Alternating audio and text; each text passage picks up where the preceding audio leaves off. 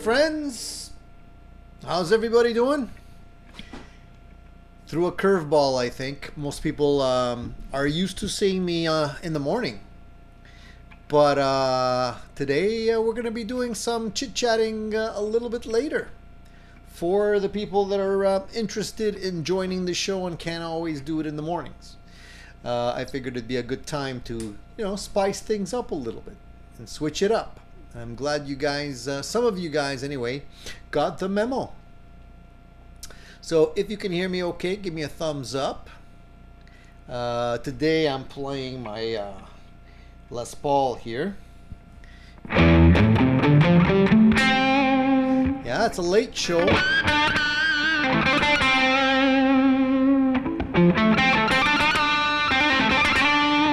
I don't know if it's too late for most of you guys out there. Maybe it's past your bedtime. I don't know. It's only 8:30, so I figured it'd be a good time for us to, do a stream where it's not too late, and but late enough so people have gotten their busy day out of the way. So I'm going to say hi to the people that are here, just so that we can address, the friends that are joining us on a regular basis here. So we have Cushman. We have Vox Guitars Rock. We got Marcel. We got Abby Normal, or AB Normal. Gene is here. John. John was wondering where I was. I'm here, man. I'm here. Shane says he's got to go to work. Why? Says Tony's screwing with the times again. Well, unfortunately, Shane, it sucks when you have to work. I understand that most of us, unfortunately, have to work. It's Sunday here, So for me, I don't have to worry about that till tomorrow. But yeah, I got you. You can always watch the rerun if it gets too, if it's during your busy work day, or perhaps you can, sneak it in a little bit. J. Paul's here. Ken's here as well. My Logify, Paul. All right, so we have a decent group. It's a little smaller than usual, but I'm sure other people will trickle in shortly. And hopefully we'll get some new people here as well. Now, if you are new, because the show is usually broadcast Sunday mornings, 10:30 Eastern Standard Time in the AM, I just want the newcomers to know that in order to be able to chat, you have to actually subscribe to the channel. So if you hit the subscribe button, a minute later, you're going to be able to jump in on the chat. I highly encourage people to jump in because that's the whole fun, right? So we're going to probably see some new faces today. Eddie Jr. is here. Ian's Guitar Shack says he's here. Hey, Ian. Dan is here as well. Hello, Dan. Cushman, we already said hi to. And Vox says, my name is actually Eric, if that makes it easier. Hey, Eric.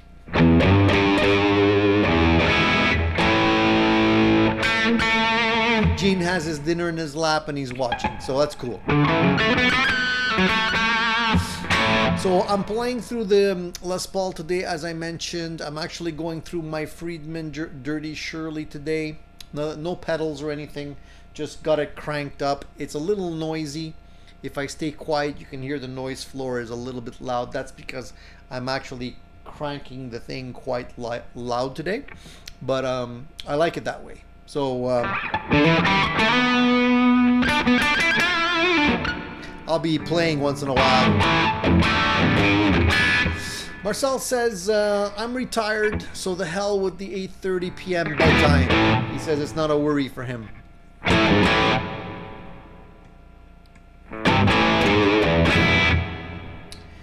Oh yeah, I was wondering why the knobs weren't doing anything, weren't having any effect. This Les Paul is it's a funny model. It's a 2012, and I don't know if you guys know how to date Les Paul guitars or not. If you guys don't know, I can explain it to you. The serial number on the back of the headstock. It indicates when it was made. You can figure out the year, the day, and the month.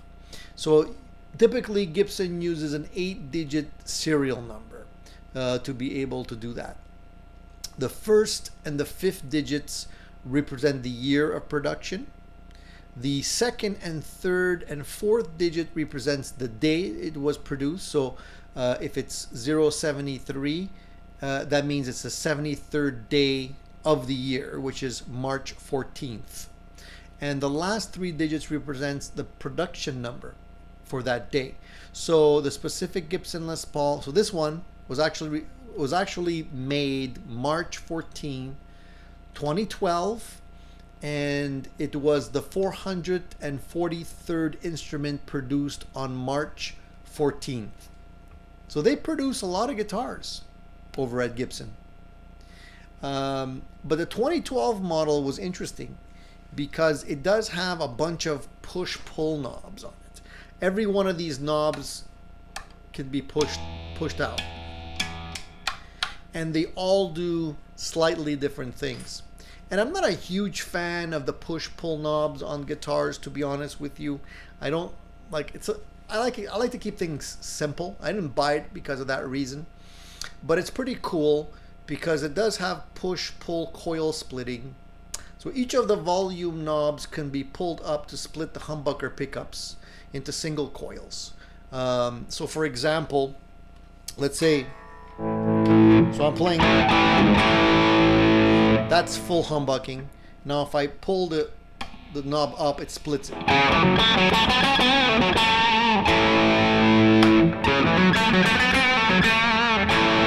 So you can hear the difference there.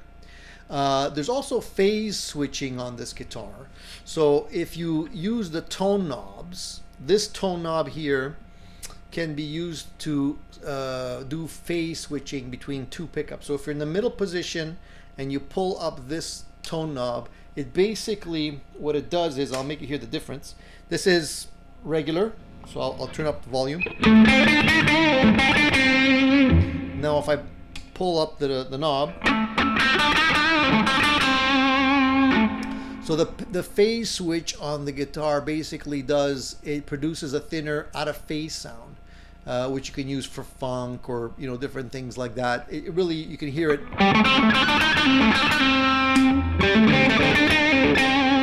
You can hear it if I do the in-out thing. Then there's the pure bypass switch, which is pretty cool. The other tone knob here at the bottom, if you pull this out, then it bypasses all of the circuitry. And basically what it does is it goes straight pipe, so it goes straight out. So it bypasses everything.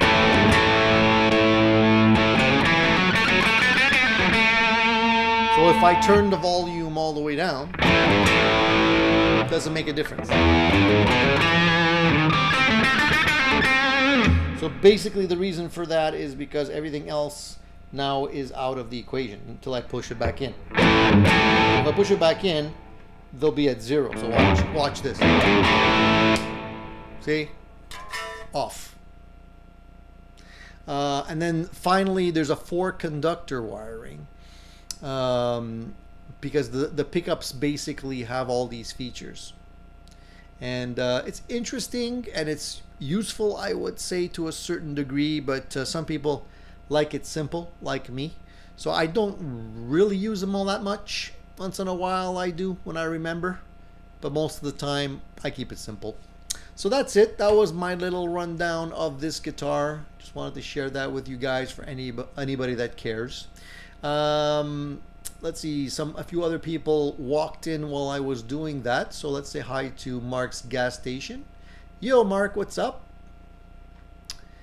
Marcel says coil split, in out of phase, serial parallel. Yeah, all that cool stuff. Coil tap.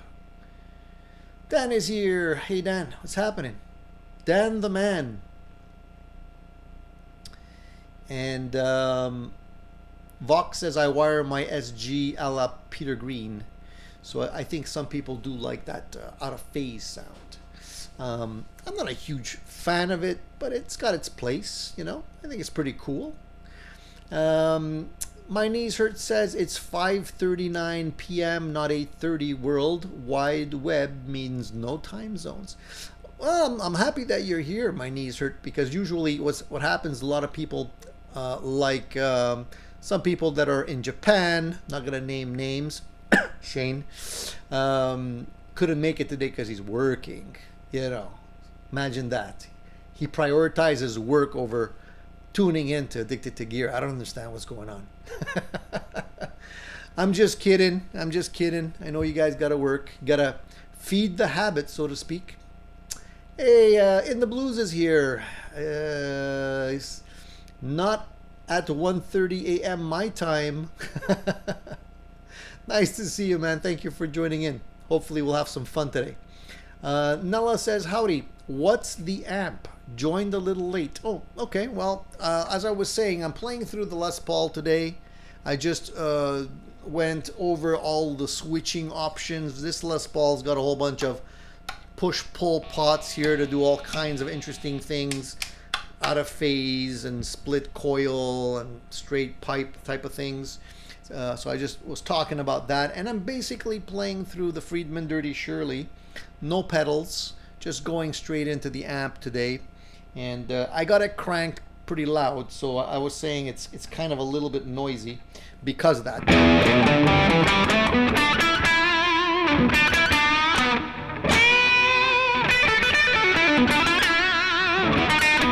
But basically, it's got no pedals in the. It's just guitar straight into the amp right now. Actually, I'm lying. There is a pedal that I have on the floor, but I'm not actually using it. It's a wah pedal. Here, I'll turn it on for a second. Let's do some. Let me just turn that on. Give you a flavor.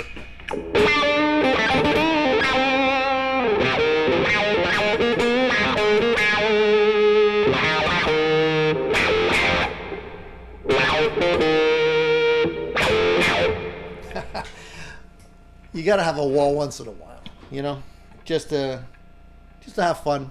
So, guys, what's up? You know, I wanted to say we have a really interesting show today. We got a couple of really interesting topics to talk about, but I wanted to also encourage everybody that's here. If you have any questions, shoot with the questions first, you know, so that way we can get some interesting interactivity going, and it's not going to be just me talking about gear on my own. I'd rather answer some questions. So if you have them, put a little question mark before your question, and I'll know it's directed to me. Otherwise, it's up to the group to answer. Let's see here. Vox says, Tony, some people think you need old school cloth pushback wire for best tone, but Gibson makes guitars with circuit boards with tiny traces smaller than wire. He wants to know my thoughts on that. So first of all, that's a good question. First of all, I don't think it really matters if it's done well. That's what counts. When you talk about push-back wire, cloth wire, that's what they were using in the old days. And cloth wire, many times people like to use that because it's sort of like vintage correct, if I could use that, you know, in air quotes. Mind you, modern wire is usually covered in plastic. It's actually better in terms of taking care of noise issues than the cloth wire was. But a lot of people like it because it's got the mojo, it's got the look, it looks vintage. So I think a lot of people are stuck in that mentality where, you know, vintage is always better. I don't always agree with that. You know, I like vintage for the mojo. I like vintage, you know, for feel and all that kind of stuff. If you like old guitars because they feel old and they play different. But I think the technology today is much better. So if people are using circuit boards today, most of the time, if the circuit boards are done correctly, they're probably better in terms of getting rid of noise issues and stuff like that than the old boards were. So I don't think you have to be afraid. I think a lot of them are good. That being said, there still are, you know, people that are cutting corners. And if you cut corners, you could have issues with those boards. But at the same time, if you're using, you know, point-to-point wiring and, you know, the soldering is messy and not done correctly, you can have issues as well. So it goes both ways. Man, I'm getting a lot of noise because of my volume. I got my Dirty Shirley cranked up I don't usually play it this way. The master volume on this thing is probably, it's basically, you know, from 0 to 10, it's probably on 7 now, and the gain is almost, it's actually full up. So let me turn the gain down a little bit. I don't know if the noise is coming from the gain or the fact that I'm playing it. Now, you know what? I think the noise is actually coming from my cable, because I have a cable here that I'm using that's not the best. Yeah, I think that's what it is. All right. Anyways, I got to get myself some better cables.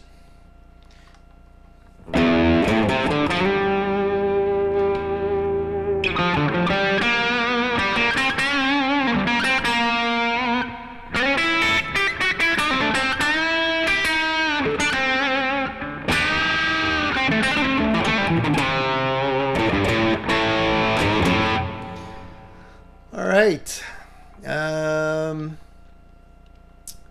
Let's see here. J. Paul says Friedman sounds great. Yeah, Dave makes excellent stuff. The Dirty Shirley's amazing, man. It's like a great, great amplifier. It can really do a lot. Like I said, no pedals or anything. Nella says, cool, sounds great. I have the little sister. Only pedal I need so far is a reverb or delay pedal. That's about it, man. That's all you really need with this amplifier. A little reverb just to give it a little bit of a room ambiance. That's all you need. Casey Lee says, is a Floyd Rose original tremolo a drop-in replacement for a Floyd Rose special? I don't want to upgrade if I have to do a lot of routing or rooting. Usually the Floyd Rose systems, if you go from an original, from a special to an original, you shouldn't have any issues.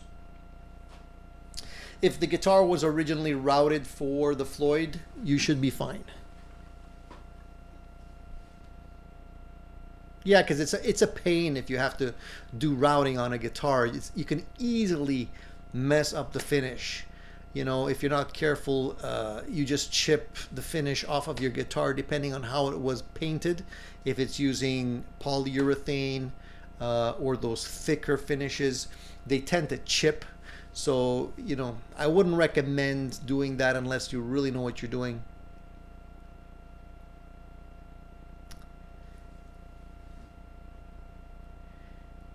Insulation, Gene says. Insulation. Yeah, that's what we need. And Nella says, only downside I can see with the PC board is serviceability if a pot goes bad.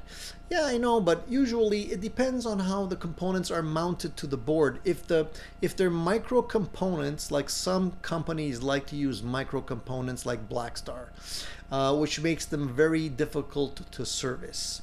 If they're not micro components, you can still service a PC board relatively easily. Plus today, it's basically, they don't even fix them really. They just replace the board that's bad, you know, and it's quite easy to do. So not that much to worry about. Hey, Mark is here. What's up, Mark? You forgot the show was tonight. Well, I'm glad you joined in, man. Mark said it's been a crazy weekend. And Mark, I think you have a new guitar to tell us about, if I'm not mistaken. I know that I saw some very nice pictures of a new guitar this week on Instagram and stuff. So if you want to share with the family here, maybe you can tell us what cool guitar you got. So Mark, yeah, Mark, he beat me to the punch. I'm reading a few more comments down. He says, finally got my Soulfire SR1. So congratulations, Mark. I know you've been waiting for that one. It's been cooking all this time. They've been prepping it for you. So tell us, don't keep us in suspense any longer. Is it everything you dreamt about? Is it checking all the boxes? You know, sometimes when you're waiting for something like that, a custom built guitar, man, it's a long wait. It could be a long wait. John says, is that noise we hear due to your cloth wiring, Tony? I don't know, John. I think it could be due to my wah pedal, to be honest with you. Let me try something. I'm going to disconnect the wah pedal. I'm just going to go straight into the amp. All right, give me a sec. Because it's bothering me too. I don't like when that happens. So let me go straight into the amp. Let me just put it on standby for a sec.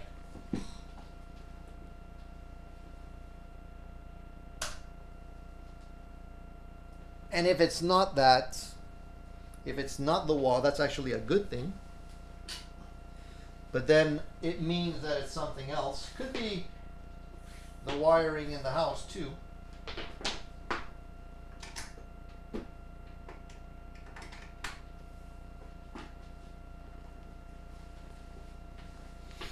No, it's not even the cable. And it's not the pedal. Let me see here. Let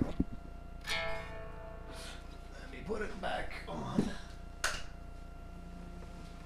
Because now I'm just going straight in. Bypass the wah pedal.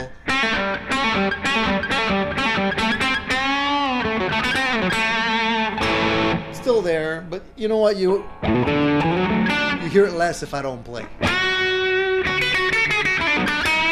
So let me just play.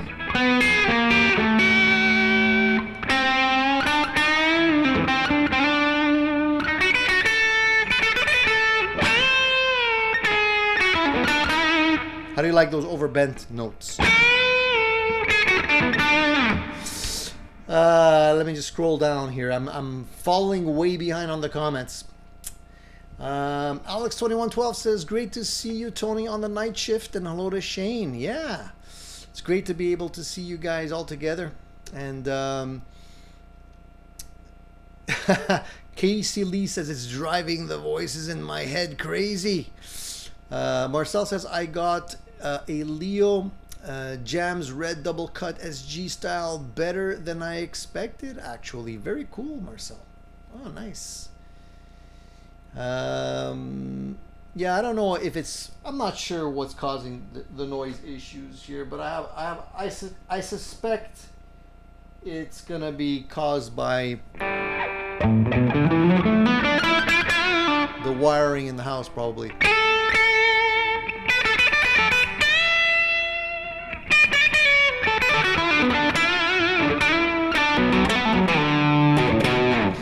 Mark says Soulfire's Instagram has a case reveal video of my guitar with one of my songs on it. Very cool, dude. So I missed your comment regarding how you like it. Let's see here. Did you already comment? I'm scrolling back.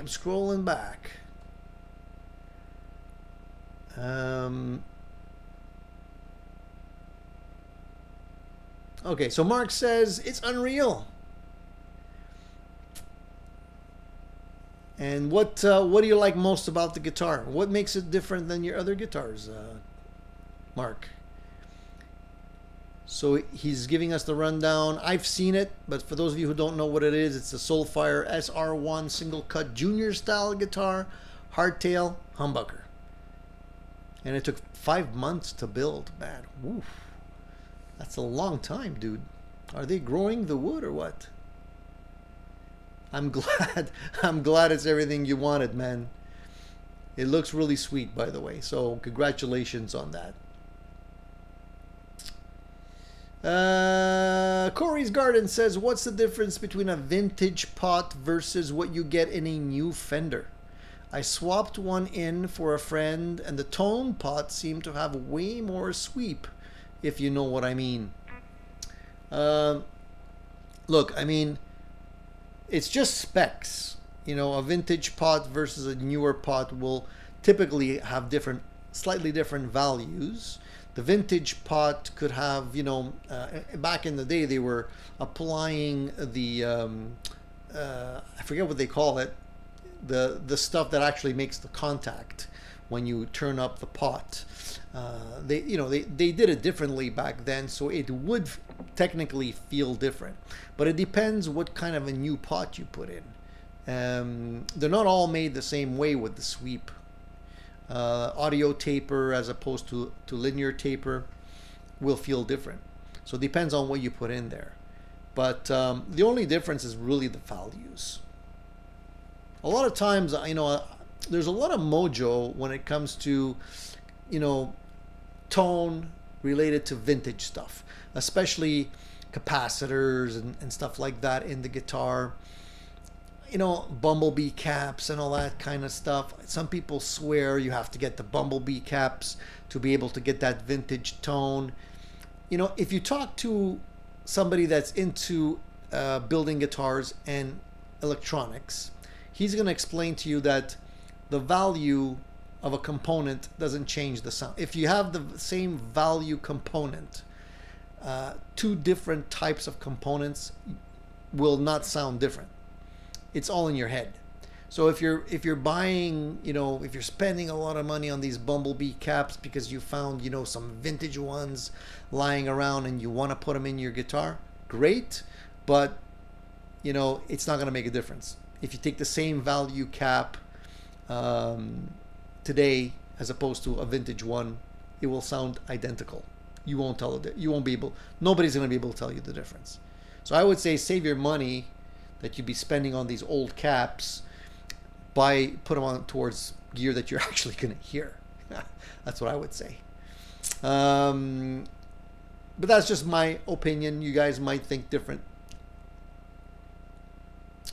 So let me just turn my stuff off here for a second because it's bothering me now. I think it's coming from this guy. Yeah. So you see, it's not actually the amp. It's actually the universal audio.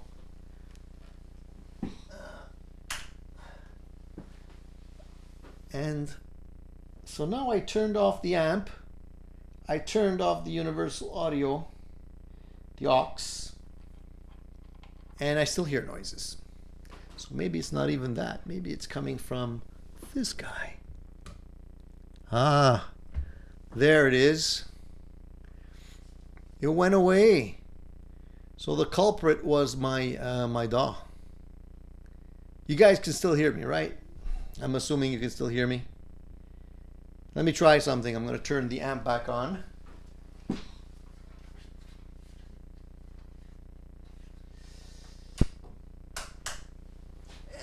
let me see if that bad boy was the actual culprit in all of this. Give me a sec.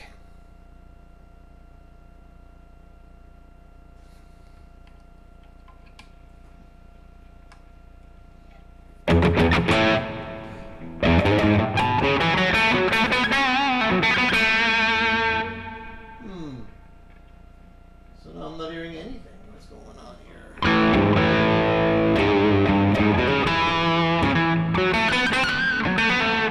So it is this guy. Let me see.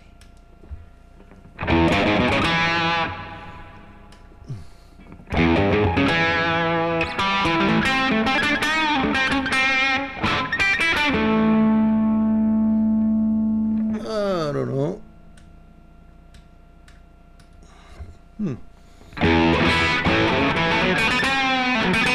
Yeah, it's definitely my unit that's making the noise. When I switch it over to when I switch it over, it's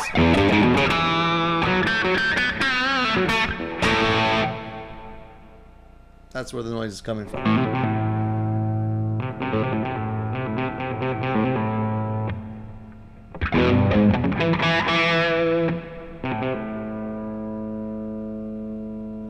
I'm just trying something, guys. Let me try this.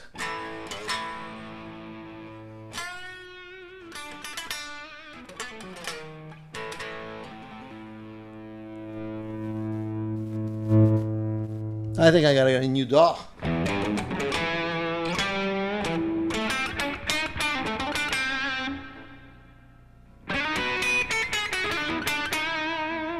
Can you still hear the guitar?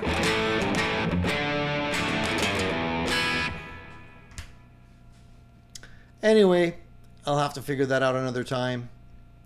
Um, Marcel says, I heard that there are new sim amps that can make your guitar sound like any famous guitar. Interesting idea. Haven't really experienced any of those sim amps. You're talking about the amp making your guitar sound like a famous guitar. When you say famous guitar, what do you mean? Like somebody's guitar, like Jimmy Page or something like that. It'll make, if I can find an amp that will make me sound like Jimmy Page, I'm gonna buy one right away. Maybe a couple. I don't know about that, Marcel. I'm not really sure what you mean.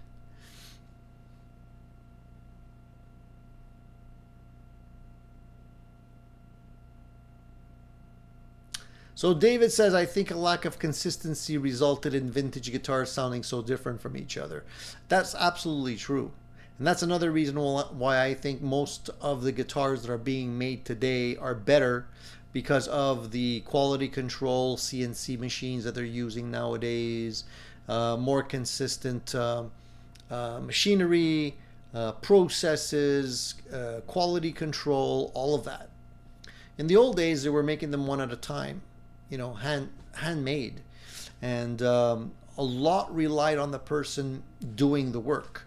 Today, it's mostly machines. So, you know, if you had a bender the night before and you went into the Fender factory on Monday morning and you still were kind of hungover and you weren't thinking straight, you know, maybe that guitar you were making or those guitars you were making on Monday morning wouldn't be that great. But today, you know, it's all done by computer. CNC machines that basically will cut the same pieces of wood over and over again, exactly the same. Paul says there are minor brownouts all day as any city moves power around as needed. It is noticeable on weekends when areas get shut down for maintenance. Any of you guys stuck in that mess that was happening in Florida? Hope everybody's doing okay there. If anybody's in that area, it was pretty scary. Saw some of the images on the news. Man, talk about disaster. If you had a guitar collection in one of those houses, I mean, I've seen pictures where, you know, the house is mainly underwater. Everything's gone. So there's a lot of people losing everything. It's pretty scary if you think about it. Thankfully, here in Canada, we don't usually get any kind of hurricanes. The worst we get are snowstorms. Snowstorms or ice storms.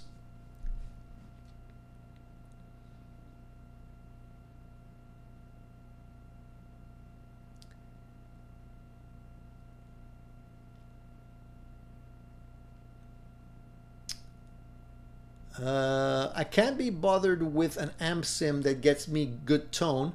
Find me one that could get me the right notes. That's what I need. Ditto. Me too, man. You know what? Once the AI algorithms trickle their way into guitars and amplifiers, man, we're all going to sound fantastic. It's going to be like auto-tune for the guitarist. It's coming, guys. I'm telling you. Vox says I can make any vintage guitar sound terrible.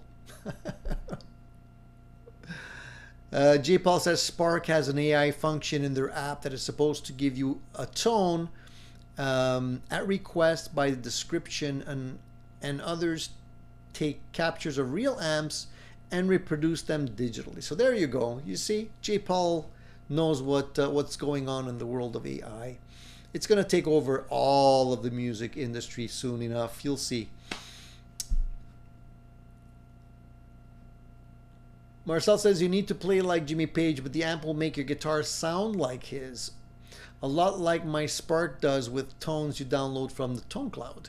Well, I mean, again, I think if they do it and they do it well, that could be really cool. Because then you wouldn't have to necessarily spend a lot of money on expensive gear and expensive guitars, because the amplifier will make your guitar sound like any guitar that you want. It's going to be an interesting, there's interesting times ahead, guys, I'm telling you. Paul says, Tony, my Flamma FM10 causes hum, etc. Not every day, but often. It picks up interference, just like a wireless or a single coil on one day and not another. I noticed with the Flamma stuff, Paul, it's a good thing you mentioned it. It does remind me I was experiencing similar things with the Flamma. And I did notice that the Flamma equipment is very finicky when it comes to voltage. Make sure you do have it plugged in to a power supply that is correctly furnishing the unit with the correct voltage. Because I had plugged it into my power supply, and unknowingly I had put a higher voltage, and it was very noisy. And then when I switched it back, it was fine.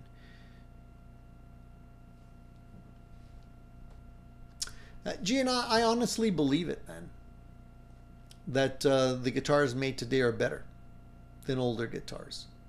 I mean, you could land on a really amazing vintage guitar. Don't get me wrong. I'm sure there's some amazing guitars floating around, but they're not all great. And if you ever visited a vintage guitar shop and played some of the guitars, they're not all winners. You know, you might have to play quite a few to get the one that you like. But in terms of consistency, I think the guitars are better today.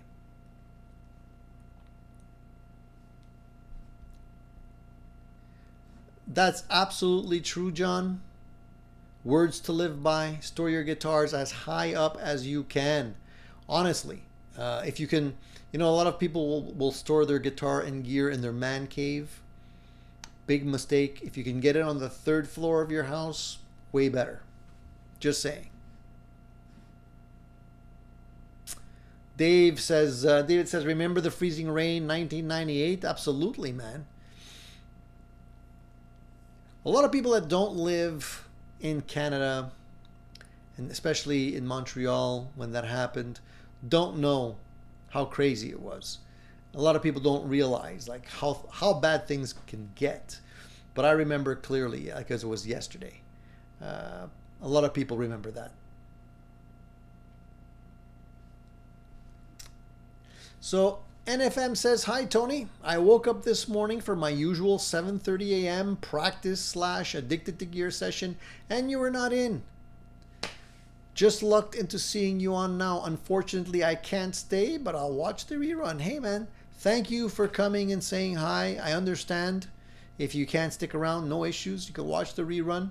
It'll be posted. You can enjoy that with all the comments and everything. Jamel's here. Hey, Jamel, what's happening, dude? All good?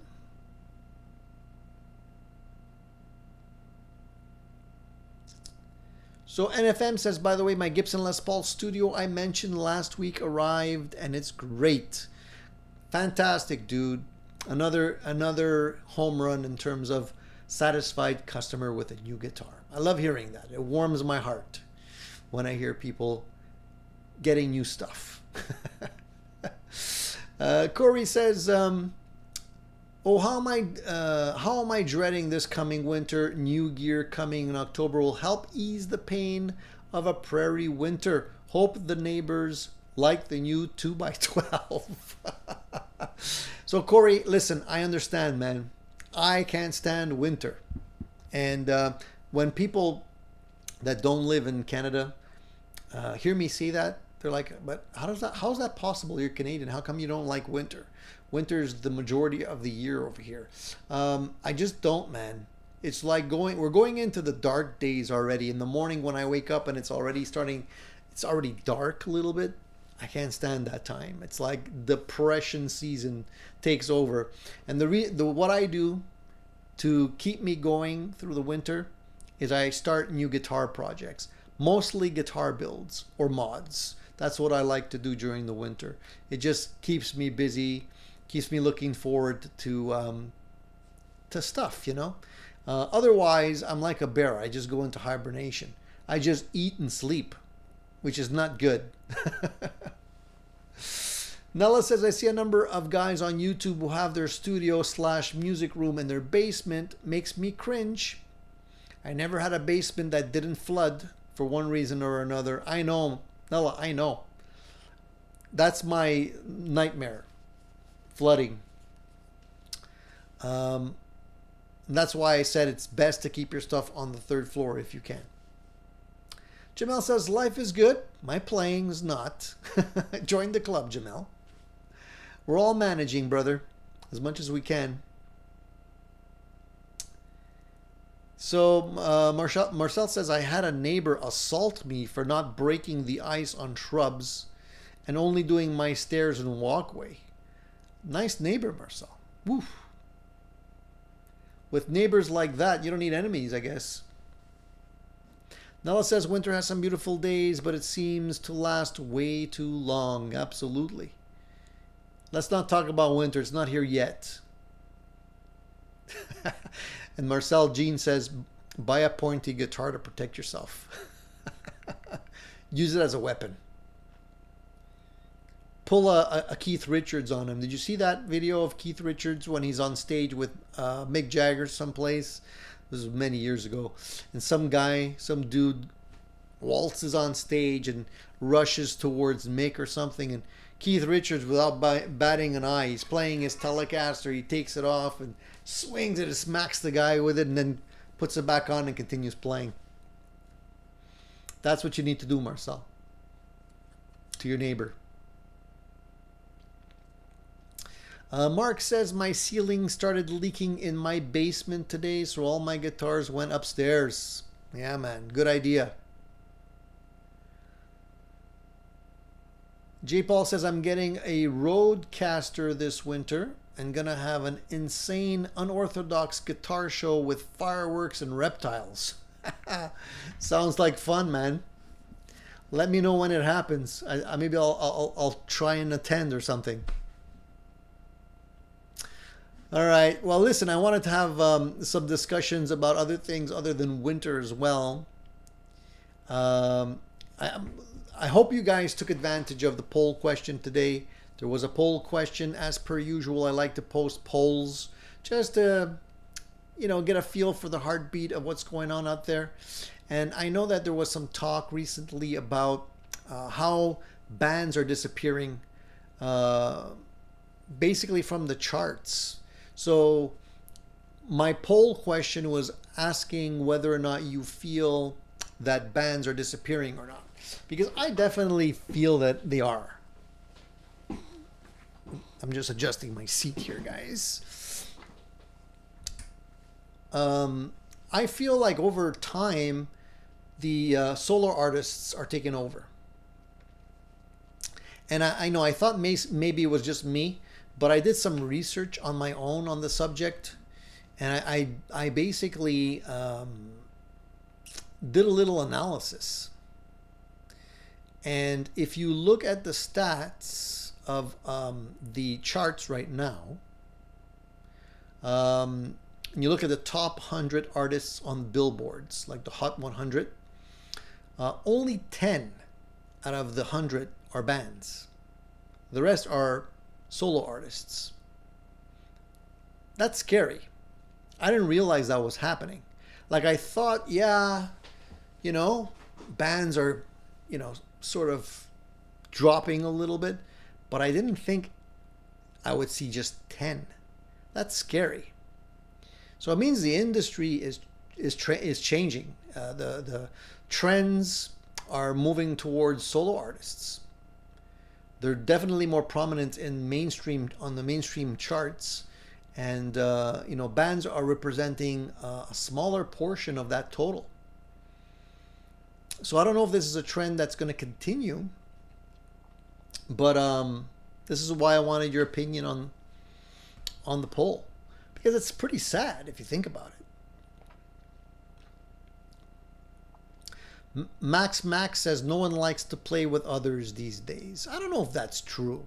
I think it's just nobody wants to take the time to learn how to play an instrument.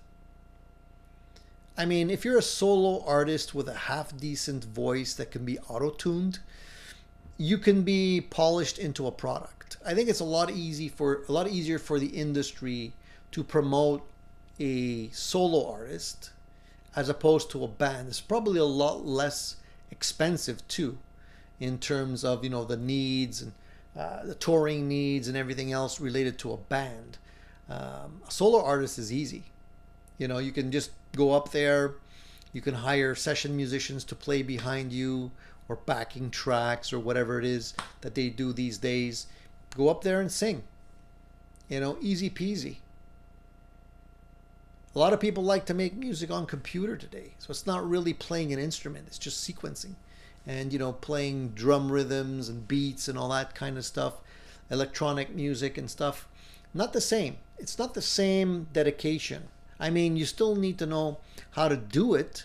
But, if you have to learn how to play piano or guitar or bass or drums, there's a lot of hours that go into that, before you start being able to see the results of your labor. Whereas if you're doing electronic music, I mean, even me with no experience doing electronic music, I played around with it a little bit, and with a couple of hours that you put in, you could come out with something half decent.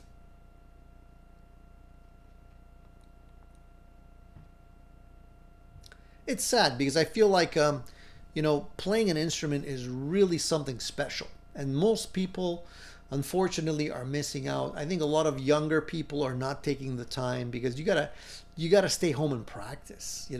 Nobody wants to do that. It's like doing homework. You want to go out there and party, so it's less enticing. Jamel says, yeah, just look at the Black Crowes. They booted out most of the band members, and it's basically the Robinson brothers. So the rest of the members are not the original band anymore? I didn't even realize that. Well, maybe they did that because they probably own the rights to most of the music anyway, and probably were not getting along with anyone else in the band. Or maybe the other band members didn't get along with them anymore. I mean, there's a lot of stuff that went down with the Black Crowes. They weren't, it wasn't one of those fairy tale rock and roll bands that everybody just loved each other. They had like a lot of issues in that band. So who knows what the real story is. John says bands are going away as the manufacturing process of making music, the product, is now more cost effective than nurturing a band. Absolutely. Today, a lot of the artists are being treated as a product. They're being told what to do. They're being, marketing people are working on their image. They got the whole machine behind social media promoting them. They have, planned scandals that will keep them in the news, in the spotlight. A lot of things are done for them. A lot of times, composers will write the music for them. They just have to sing it, basically. So it's a whole different thing. Nella says, my 30-year-old daughter and her hub bought an old home on a big lot there, built a beautiful duplex, sold the other half, and paid the entire project from the sale. So I don't know what we're talking about here. I guess we're talking about real estate now.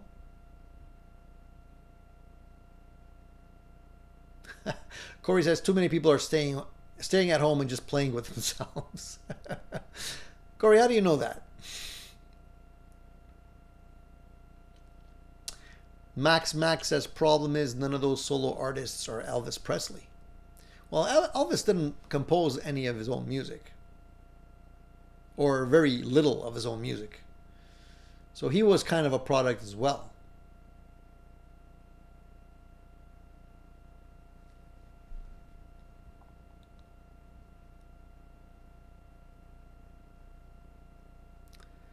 Leighton is here. Leighton says, sorry, but I've been trying to figure out what this is about. I guess I haven't been following close enough. I'm not sure which part you're trying to figure out. And John says, who's going to play the stadiums in 10 years once U2, Springsteen, and the Stones retire or die off? You know what? I, as an older guy, am less enticed to go watch bands play live, because I find like there's not that many bands that have enough material that I like. All the new stuff, I mean, it's so-so. Every once in a while, a band will get lucky and come out with a really good song. But I find like the new bands are a little bit less, they have a little less longevity in them. And I'll tell you what I mean. Give me a second. Let's take a sip.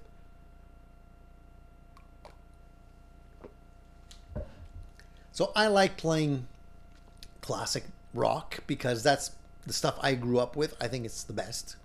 Although we do play more modern stuff as well. The funny thing is when you play with a band, right? Somebody makes a suggestion, says, "Hey, we should learn that song. You know, it's being played on the radio right now. It's popular." And I'm like, "Sure, let's learn how to play it." By the time you learn how to play it, it's not even being played on the radio anymore. So it's like you don't even want to invest the time to learn how to play the song anymore, because it's like it's here today, gone later today. Whereas, you know, the old stuff stood the test of time and people still like to hear it for the upteenth time. Hey Rico, what's up? Aloha from Honolulu. Lucky guy.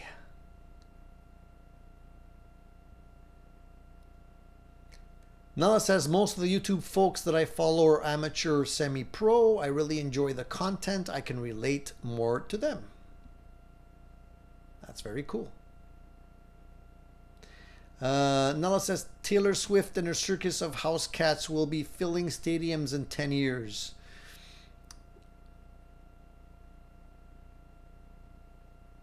Yeah, I mean, we'll see what happens. I think the music industry is always evolving, and you know, we saw how things changed suddenly when grunge took over.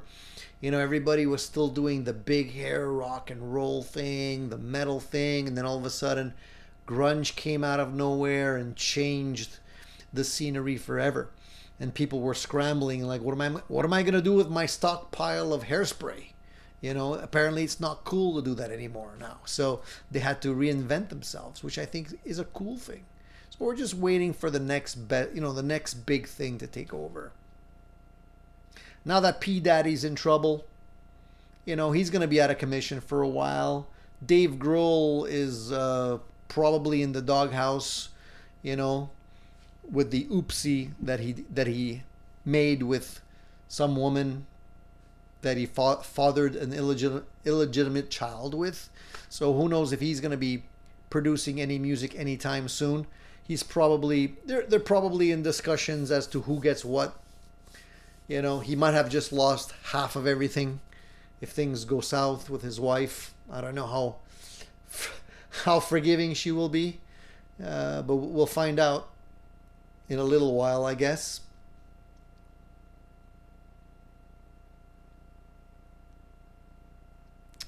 J. Paul says Soundgarden, Bad Motorfinger is jamming. Casey says the best thing about YouTube is that you can hear many different guitarists playing many different genres and doing it well. But even at that, Casey Lee, I find I'm often searching for stuff. Like even the YouTube algorithm doesn't really help us. You know, it keeps on giving you the same stuff, which is good in a way. I mean, if you're interested in guitars, you know, it'll feed you more videos on guitars. But if you want to diversify, say you're not into only guitars, you want to learn about guitars and, I don't know, violins, oboes, I don't know, anything else, they're not going to feed you that stuff. You know, they're going to try and cram more guitar stuff down your throat, which is, again, it's helpful in a way, but it doesn't allow you to diversify as much.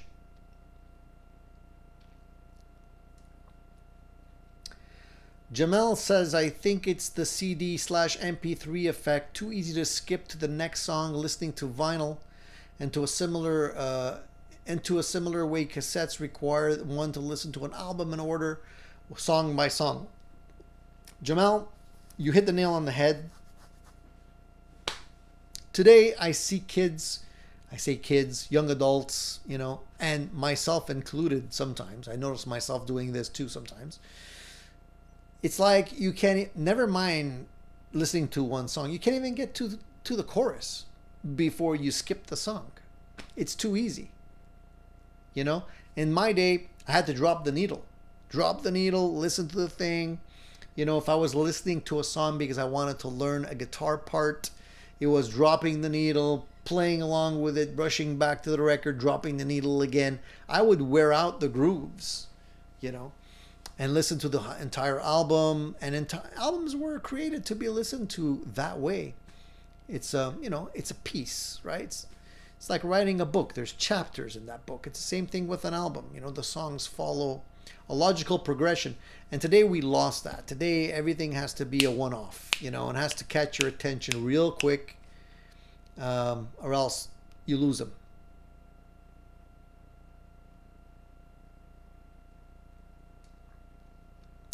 Basically, you know, if you don't have the attention span to pay attention today, a lot of people are suffering from OCD and just don't get it, and you know, are just distracted by shiny things. They don't want to put the work into it. So what can I say? It's the times we live in. All right, let's talk about gear again. Let's not go off on a tangent too much. I did see a couple of interesting things I wanted to share with you guys. PRS, they're basically coming out with the I can't speak, DGT, my God, GDT, I'm like all over the place. I thought I usually fumble my words in the morning, but it looks like it at night too. The DGT15, it's a brand new amplifier by Paul Reed Smith, and I wanted to get your feedback on that. No pun intended. I want to know how many of you would actually buy a PRS amplifier. You know, PRS is pretty popular in terms of the world of guitars, but in terms of amplifiers, you know, they started building amplifiers a couple of years ago. They have some interesting models, and this new model that they just came out with looks interesting. I took a look at some of the initial videos that were popping up on YouTube. It looks like it's an interesting design, an interesting concept. 15 watts. It's got, you know, all the controls that you would need: volume, treble, mid, bass, master, reverb. But it even has a top cut presence. It's got speed and depth because it does have a tremolo built in. I think it uses a digital reverb on that. I'm not 100% sure, but I think it's digital. And it's got an interesting feature on it because it's got a master volume, but if you turn the master down, it's out of the circuit. So you can actually use a foot switch to engage the master if you want to like drive it a little harder. And it's not extremely expensive. I think the amp, man, in Canada, I want to say it's over $1,000 bucks, but I think it's $1,600 something like that, Canadian. So it's not extreme. So I'm just wondering, what do you guys think of these amps? Anybody have a PRS amp? I know Mark. I think Mark had purchased a PRS amplifier a little while back. I don't know if Mark's still here or not. I don't know if he still has it. Mark, if you're around, let me know if you still have that PRS amplifier or not. J. Paul likes the Mark Tremonti 15. Yeah, the Mark Tremonti is more of a drive amp, like more of a high gain amp. This one isn't. It's a little bit less high gain.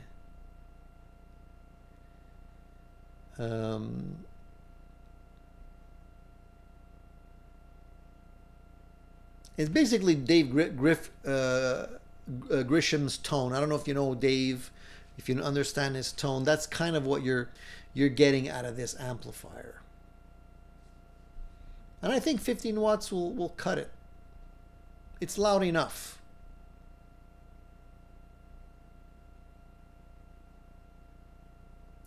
Jamel says, I don't know if I'd buy a PRS amp. Do find that Hendrick model interesting though. And I think that's the one that Mark got, if I remember correctly.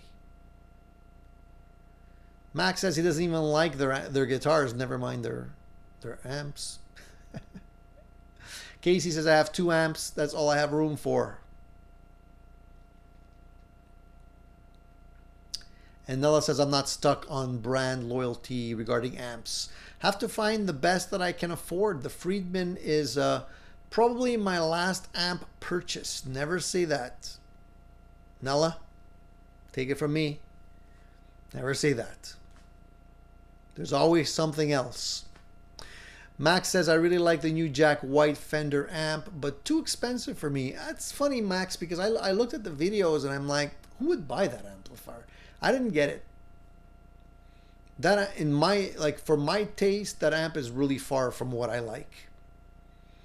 So I don't know. And I'm sure it is expensive because it is, you know, an artist model, right?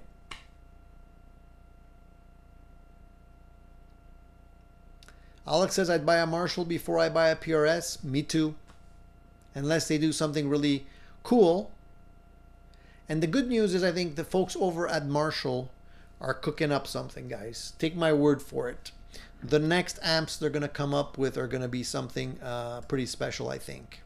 They have to be. You know, they got a new CEO. Things have changed quite a bit over in the Marshall camp. I have a feeling they're gonna want to like crack one out of the park, you know. So I'm kind of waiting to see what's coming. I'm pretty excited, and I hope that they do come out with something really cool. Keep your fingers crossed for that. We should find out soon, I think.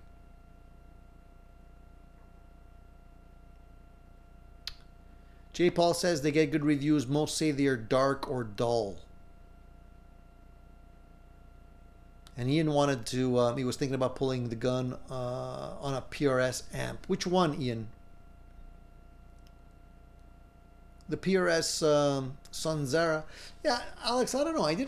I wasn't really that impressed with the Sonzera. It wasn't doing it for me. So Corey says, I'm getting an SG Special and a new hollow body for this year and next year's guitars. Not sure which one first though. The older SG Specials are cool with the P90s. Is that what you're looking at? I was looking for one for a long time and I didn't come across any of them that would be affordable, unfortunately. Cool Tune says, Tony, thoughts on the Celestion V-type speakers? V-type coming in the matching 2x12 cab. I've had them. I like them. They sound really good. They do sound very focused, pretty balanced. I think you're going to like them. There's not a lot of people that I've run into that didn't like the V-type speakers. I think it's a good choice. It's a good all-around speaker.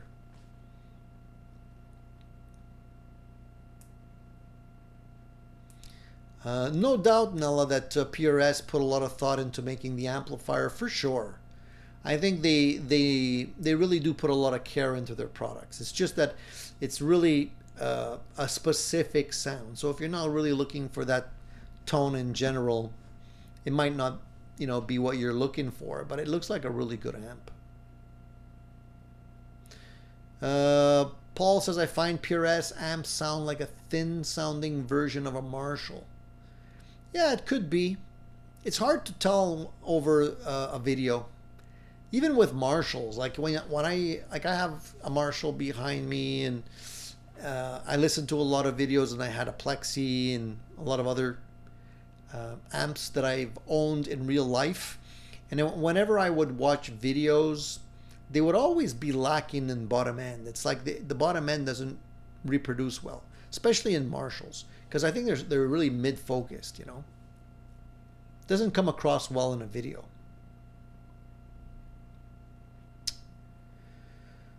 John says, Henning Pauly says he knows what Marshall has planned and he can't reveal it, but it's gonna be pricey. Eh, that's not news. Everything's pricey.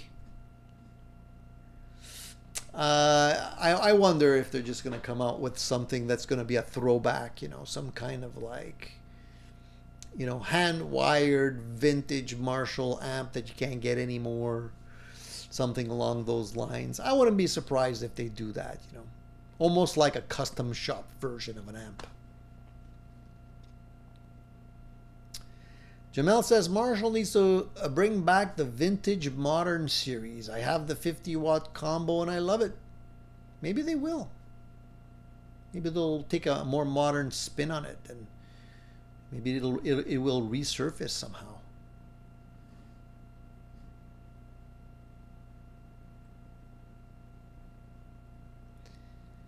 Cool Tunes Made Easy says, because I want to match with the Marshall the SV20H.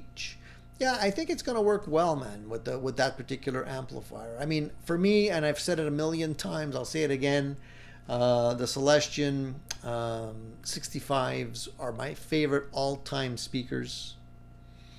So I'm a little biased in that regard, but that being said, the V-type speakers were pretty good as well. All right, guys. I mean, I've been already yapping for about an hour. What time is it now? It's already 9:30, 9:40. All right, let's look at the poll question, because I know you guys are probably going to want to hit the sack soon. An hour goes by real quick. So in the community section of the Addicted to Gear YouTube channel is the poll question. And the question today was, do you think bands are becoming a thing of the past? So if we look at it in terms of the most popular response, 50% of you said they're less popular but still relevant. 31% of you said, yes, bands are definitely fading away. And 12% of you said, I'm not sure, music is constantly evolving. 5% of you said, no, bands are still as strong as ever. And 3% of you said solo artists and producers are taking over the scene. So it looks like the poll was all over the place, and it doesn't necessarily represent what's actually happening out there from what I can see. A lot of people are saying they're less popular but still relevant. I think they're still relevant for sure. They're quite a bit less popular, though. That's the unfortunate part. Yeah.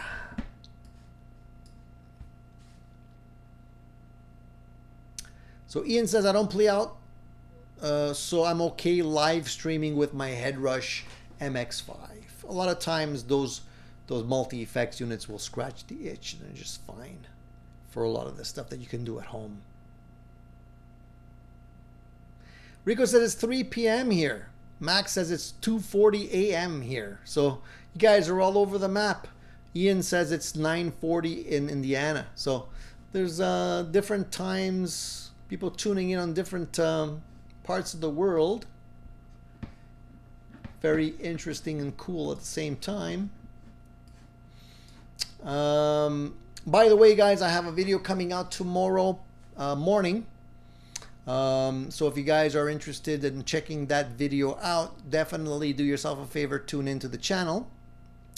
I have a very strong case of gas for the new Noble's 30th anniversary pedal that came out recently. Haven't got one yet, but I'm looking at that.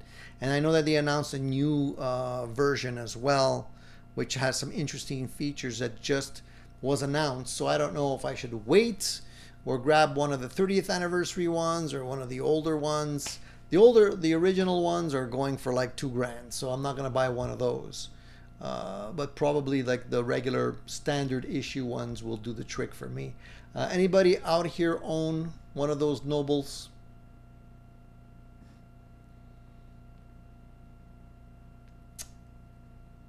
It's on my wish list. We'll see what happens.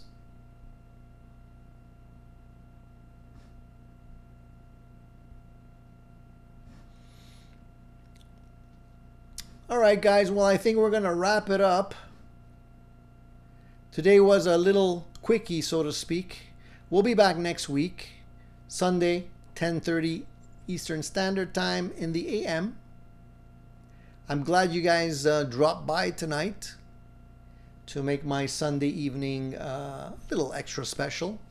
I felt bad not having a show today, and I was so busy today I wasn't able to get stuff organized to be able to do the show this morning, but I kind of organized myself, and I said, you know what, I'm gonna do one this evening, and you know, whoever shows up, it's all good, and I'm glad you guys took the time to join in.